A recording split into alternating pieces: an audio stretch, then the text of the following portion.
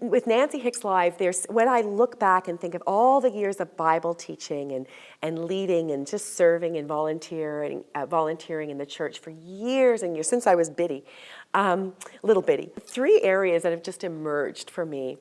And I really believe this is the Lord. Regardless of what I teach, I'm going down to Sandy Cove, for example, in September.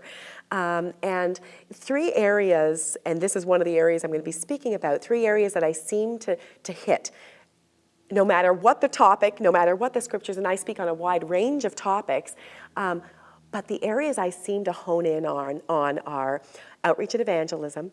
So how do we relate to people who are unlike us in a culture that is increasingly hostile, or at least, have very little interest in the gospel and in Christianity, especially evangelical Christians. So moving towards non-believers and helping believers understand how can we be relevant and have a relevant voice today. That's an area I love to hone in on.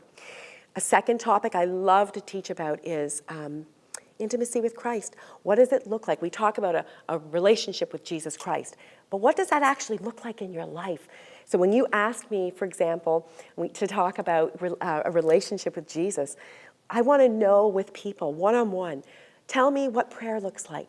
Tell me what you're reading in Scripture, and how do you read the Scripture so that you can really hear from God.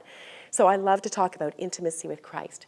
And the third thing I love to talk about, which I think it kind of all goes together, is calling people up and out to be all we were created to be.